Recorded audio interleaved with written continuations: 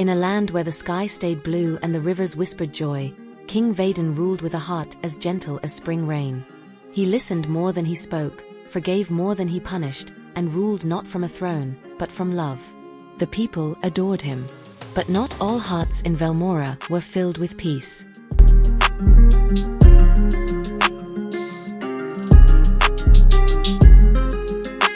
In the northern barracks, General Kars, known for his conquests, grew restless.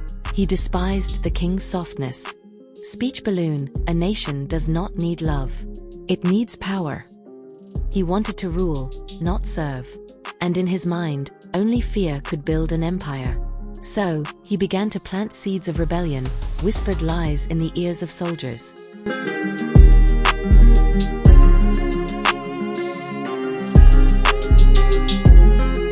As the seasons passed, Kars gathered followers, promising glory, riches, and control. He told them, "Speech balloon, why bow to a gardener king when you could be lions in battle?" Many fell for his words. But Vaden, he sensed the winds shifting. Instead of anger, he called for patience. Speech balloon, let truth reveal itself. For even the darkest cloud cannot hide the sun forever.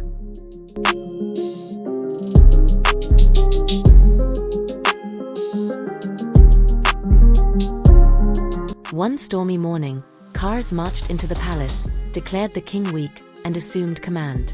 He didn't kill Vaden. He thought humiliation would break him. He imprisoned the king in his own tower, and declared, "Speech balloon, from now on, the kingdom shall follow strength, not softness." But cruelty wears a crown poorly. The kingdom began to crumble.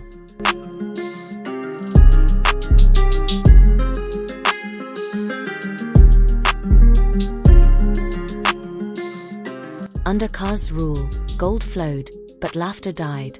He built statues of himself, tore down temples, and taxed the people into hunger. Those who cried were crushed. Those who hoped were jailed. The land was no longer Velmora. It was a kingdom of shadows. But from the tower, Vaden watched, waited, and whispered to the wind. Speech balloon, cruelty always collapses under its own weight.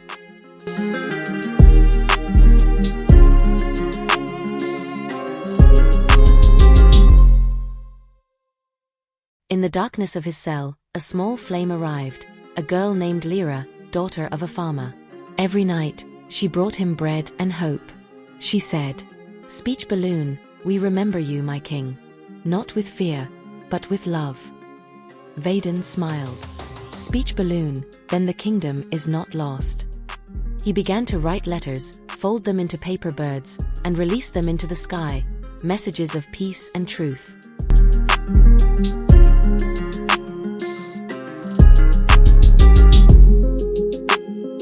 The people read the letters.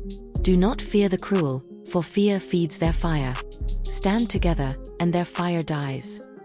Slowly, hope returned. Whispers turned into chants. Chants turned into songs. And one day, the people rose like a wave, not with weapons but with unity.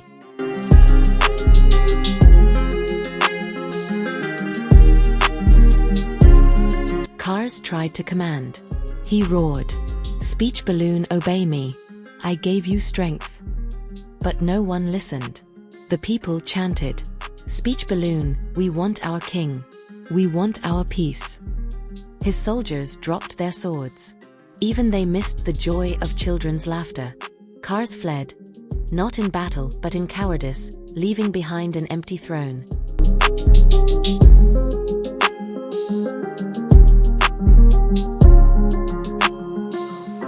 Vaden returned, not with anger, but with open arms. He embraced the old, the young, the guards who jailed him, even the traitors. He said, "Speech balloon, a tree does not curse the storm. It just grows stronger after it." He planted a garden in the center of the kingdom, where once Kars' statue stood, and named it the Garden of Forgiveness.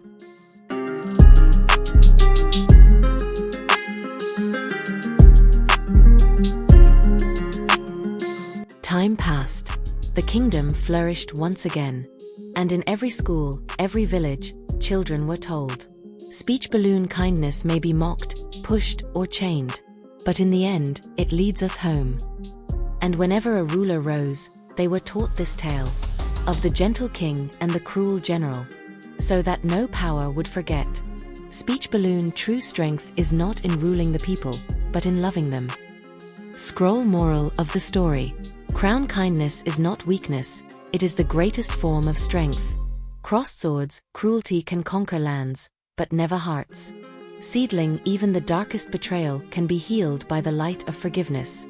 Dove: the gentlest souls often carry the mightiest truths. Movie camera: did King Vaden's story touch your heart? Like, share, and subscribe to World of ToonSeries for more unforgettable tales.